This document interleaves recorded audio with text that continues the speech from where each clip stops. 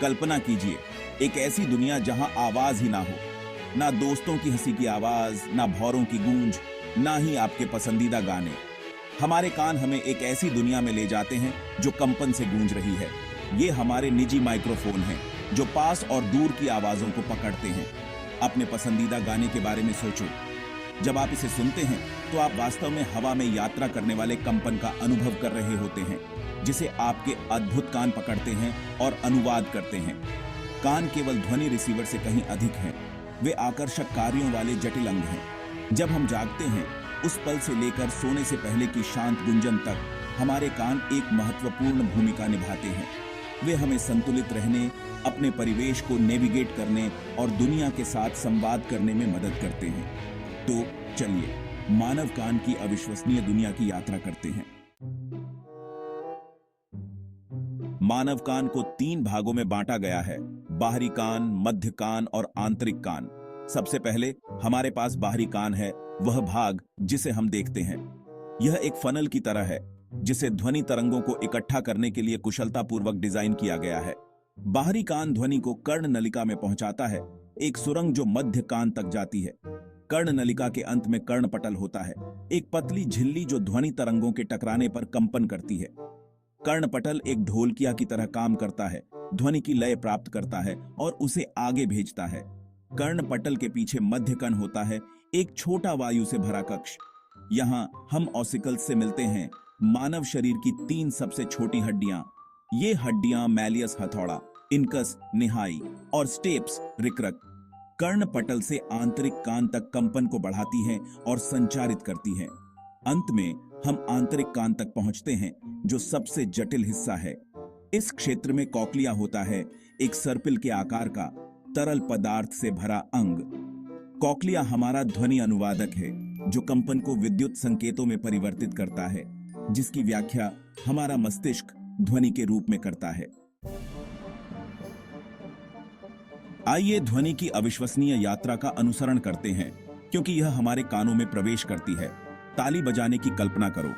यह ध्वनि तरंगें बनाता है जो हवा के माध्यम से यात्रा करती हैं और आपके बाहरी कान तक पहुंचती हैं। बाहरी कान एक सैटेलाइट डिश की तरह काम करता है, इन ध्वनि तरंगों को कर्ण नलिका में पहुंचाता है। टेलीफोन के खेल की तरह ध्वनि तरंगें कर्ण नलिका में जाती हैं और कर्णपटल से टकराती हैं। कर्णपटल एक संवेदनशील झिल्ली इन ध्वनि तरंगों के टकराने पर कंपन करती है। ये कंपन फिर ऑसिकल्स मध्य कान में छोटी हड्डियों तक पहुंचाए जाते हैं। ऑसिकल्स एक श्रृंखला प्रतिक्रिया की तरह कार्य करते हुए इन कंपनों को अंडाकार खिड़की तक बढ़ाते हैं और संचारित करते हैं, जो एक झिल्ली से ढका हुआ उद्घाटन है जो आंतरिक कान की ओर जाता है।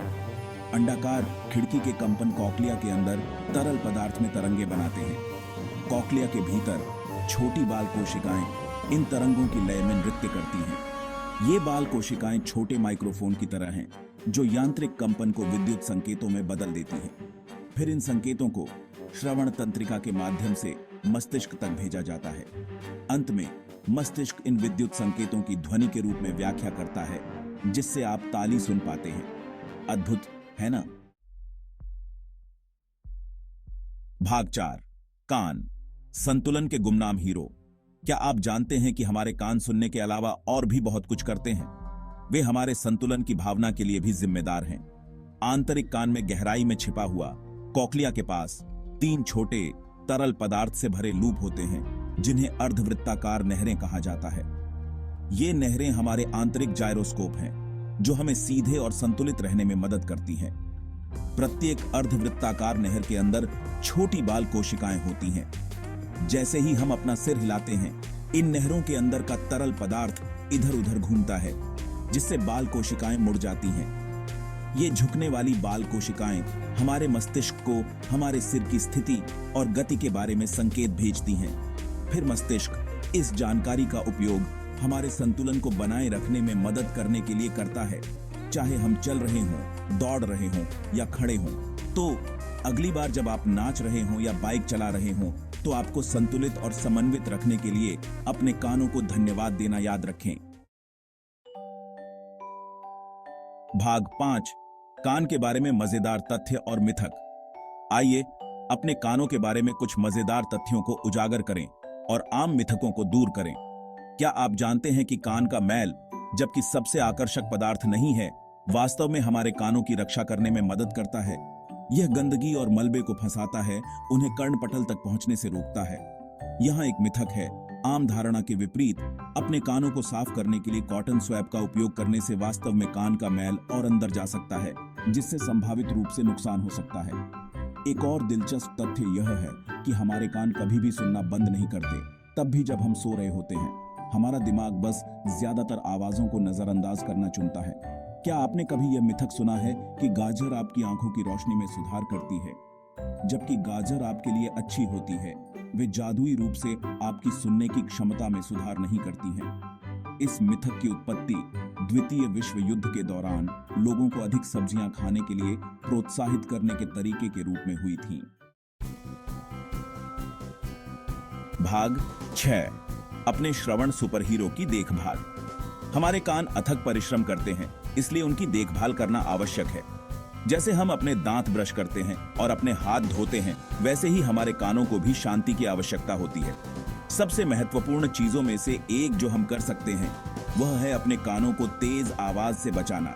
तेज संगीत, मशीनरी या अन्य तेज आवाजों के लंबे समय तक संपर्क में रहने से आंतरिक कान में नाजुक बाल कोशिकाएं क्षतिग्रस्त हो सकती हैं, जिससे सुनने की क्षमता कम हो सकती है।